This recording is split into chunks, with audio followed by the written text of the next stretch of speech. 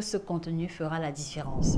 Alors ce matin, je prends l'initiative de vous présenter les groupes alimentaires sur lesquels je voudrais vous inviter à y prêter une attention particulière parce que dans leur composition originelle, ils ont des substances qui permettent d'abaisser la tension artérielle progressivement et sans nécessairement avoir recours aux médicaments, particulièrement pour ceux qui sont nouvellement hypertendus. Ceci étant, je veux juste rappeler que l'hypertension artérielle est simplement la pression trop forte que le sang va exercer au niveau des parois et qui va donc engendrer de multiples effets secondaires. Nous en avons parlé au cours des précédentes vidéos. Et le problème avec l'hypertension, c'est que lorsqu'elle n'est pas dépistée suffisamment tôt ou lorsqu'on n'observe pas l'hygiène de vie rigoureuse qu'elle sollicite, on va expérimenter des effets secondaires catastrophiques, parmi lesquels les AVC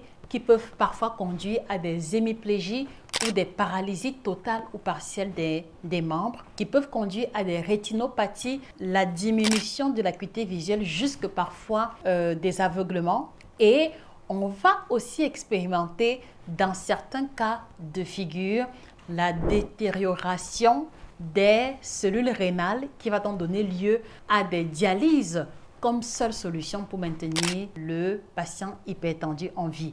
Voilà comme cette façon ramasser les différentes conséquences que nous voulons vous aider à éviter en vous proposant de mettre l'accent sur ces aliments à titre préventif ou en complément des soins médicaux que vous suivez déjà pour ceux qui sont déjà hypertendus déclarés depuis un bon bout de temps. Je vous invite encore, s'il vous plaît, à repartager la vidéo à cet effet pour rendre l'information disponible. La première catégorie d'aliments que je vais vous encourager à capitaliser, il s'agit ici de tout ce qui va être complément. Et les compléments que je vais suggérer sont très intéressants parce qu'ils vont contenir un sel minéral important que j'ai nommé ici le potassium. Il faut savoir que le potassium est un sel minéral qui permet d'équilibrer la balance sodium et lorsque nous avons la balance sodium équilibrée, on peut expérimenter une tension artérielle beaucoup plus stable. Puisque vous savez déjà que l'une des causes de l'hypertension est justement la consommation élevée de sel ou l'élimination difficile de l'excédent de sel alimentaire. Et le potassium a justement la capacité d'équilibrer le niveau de sodium sanguin. Parmi les féculents riches ou les compléments riches en potassium, on a par exemple l'igname. Donc que ce soit l'igname de coloration violette, de coloration jaune ou blanche, de coloration légèrement verte, indépendamment de la variété, que ce soit même l'igname qui grandit de façon superficielle, nous voulons vous encourager à proposer davantage ce féculent à vos patients hypertendus. On va également avoir le plantain, donc particulièrement le plantain non mûr, parce que s'il est mûr et que le patient fait des hyperglycémies ou qu'il est déjà diabétique, peut être problématique au niveau de la glycémie. Donc on mettra l'accent sur le plantain non mûr ou mi-mûr comme complément par excellence. On mettra l'accent sur le macabo en tubercule, sur le taro également en tubercule ou sur la banane verte, qui va être simplement cuite vapeur proposée comme complément.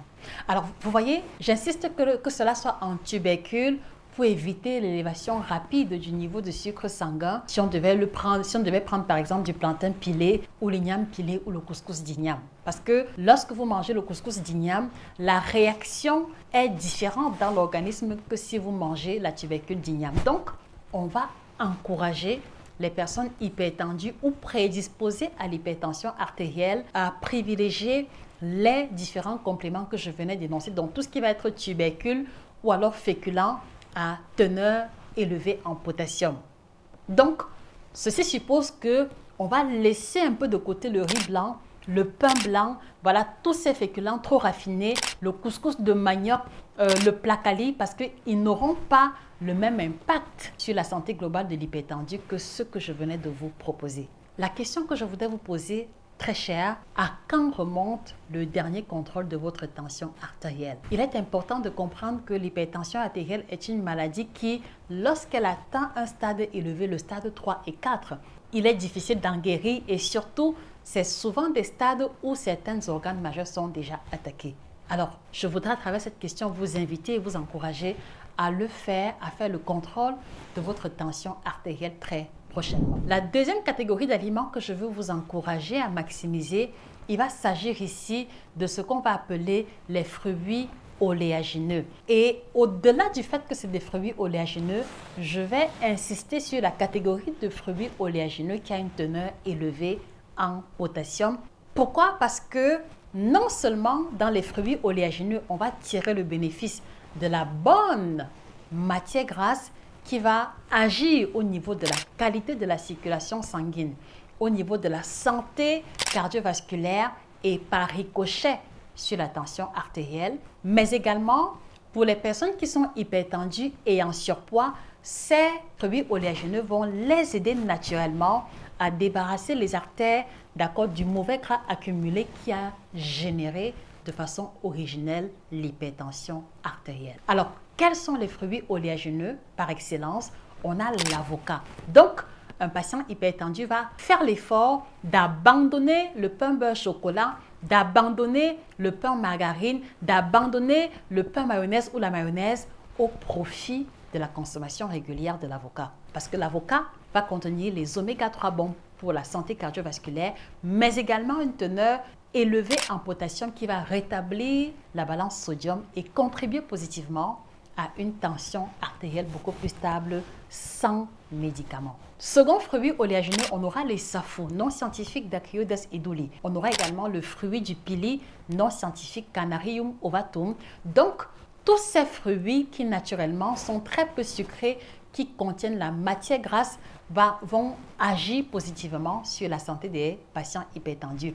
Et par extension, on aura la noix de cajou, on aura le noyau du pili, voilà. Et par extension, on aura la noix de cajou qui est cultivée dans plusieurs pays d'Afrique. Les noix de façon générale, pour ceux qui peuvent se les procurer, de préférence non salées et préférentiellement non grillées.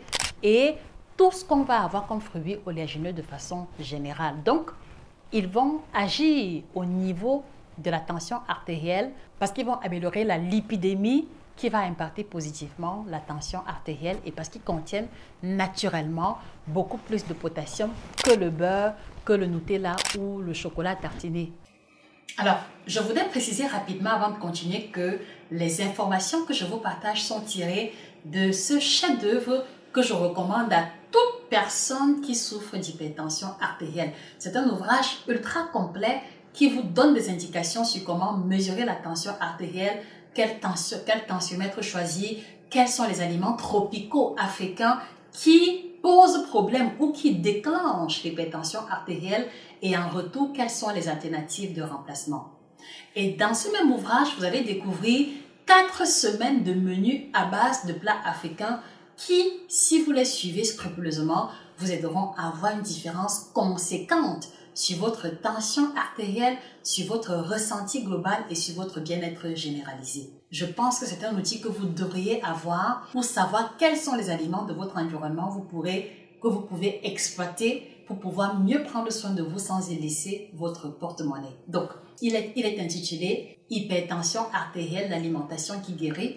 Vous le trouverez sur Amazon, sur le site internet nutritiontv.fr et la version PDF disponible à un coût beaucoup plus bas, vous l'aurez à travers le contact qui apparaît à l'écran. Donc, merci d'informer les proches qui sont à la recherche d'un guide nutritionnel pour les personnes hypertendues mangeant africain. La 4e catégorie d'aliments que je vais vous recommander pour vous qui voulez diminuer naturellement la tension artérielle sans forcément dépendre des médicaments. Je précise toujours que c'est pour des cas d'hypertension nouvellement dépistés. C'est de faire l'effort de devenir les meilleurs amis des légumes. Et quand je parle de légumes, cela suppose les crudités en général, mais cela suppose également et surtout les légumes à feuilles vertes que l'on va retrouver sur notre continent. Exemple, les feuilles de héros, Gnetum africanum, qu'on va également appeler fumbois ou qu'on va appeler ocoque suivant les régions dans lesquelles on se trouve. Je fais également allusion à la morelle noire qu'on va appeler le zome ou qu'on va appeler le njap par exemple, suivant les différentes régions d'Afrique.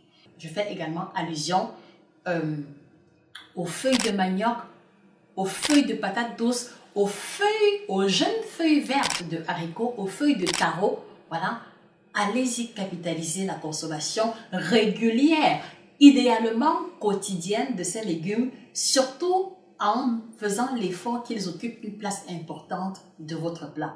Donc, ils contiennent des antioxydants, ils contiennent des micronutriments qui vont comme ça améliorer la santé des veines, la santé des artères qui sont justement des éléments de l'organisme humain qui vont subir négativement les dégâts collatéraux de l'hypertension artérielle. Donc, faites l'effort au quotidien d'avoir toujours ou un plat de crudité avec les légumes de votre choix ou un plat de légumes sautés de façon quotidienne et idéalement à chacun de vos repas. Vous allez comme ça nourrir votre organisme des substances qui vont aider à contrecarrer